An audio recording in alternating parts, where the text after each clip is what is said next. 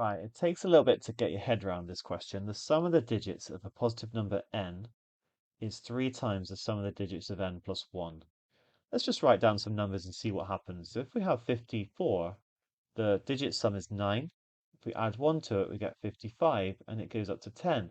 Like quite often, the digit sum actually increases when you add by 1. So how are we going to get it to go down? How are we going to get it to be the original number to be 3 times the sum of this new number?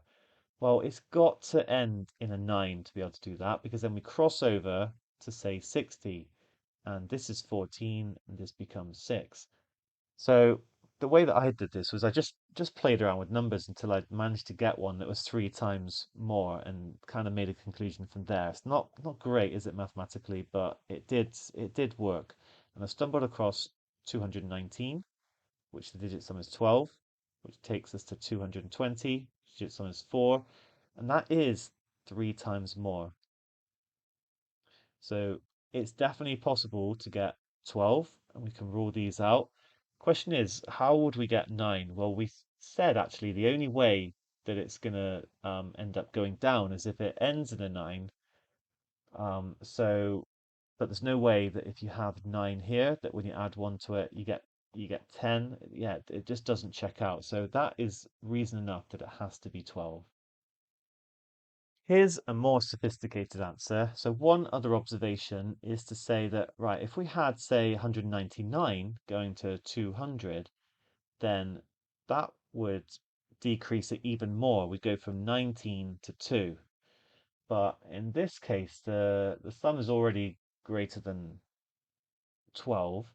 Um, and surely we're trying to make the sum as small as possible. So why would you might as well stick with, say, 19 and 20, where we go, okay, we go from 10 to 2. It doesn't quite fit it, but do you know what I mean? The digit sum is immediately smaller. So we can sort of focus on two-digit numbers, really. Or, I guess more specifically, just a number that ends in a single 9, but then the second part is not. So what happens when we have, say, a 9 and we add 1 to it? Well, the second digit is going to become 0, and then the first digit we're going to increase it by 1. So it goes down, the units digit goes down by 9, and the tens digit goes up by 1. So we've got this net effect of -8. Okay, we can actually use that, because let's say that our original number is x, then what we're saying when we um, add 1, so sorry, x is not our original number. X is going to be our original digit sum. So that is our original digit sum. And then our new digit sum will be x minus 8. And we're interested in the old digit sum being 3 times the new digit sum. So we can actually create an equation. I don't think this is obvious at all, but it is a really nice bit of, algebra to get to the answer. I just want to say that again. So we can see that we start having two nines, then you get quite a big reduction, but you're going to also get a large digit sum. We're trying to make the digit sum as small as possible. So let's just have one 9 in there. When we have one 9 in there, then the digit sum goes down by 8. So that's where this came from.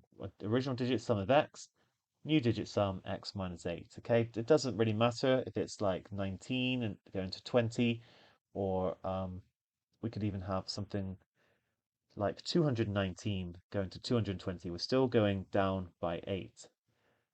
And then we want it to the old digit sum to be 3 times as much. I can now solve this equation. X equals 3x minus 24. So 2x is equal to 24. And therefore x is equal to 12. The original digit sum in this case is 12. That's quite nice, because we're actually showing it algebraically. All we need to do is, again, convince ourselves that 9 is not possible, and it can't be, because, as we said, I've already sort of discussed that over here. All right, I do think this is an awkward question, and hopefully my explanation is sufficient. Thanks for watching.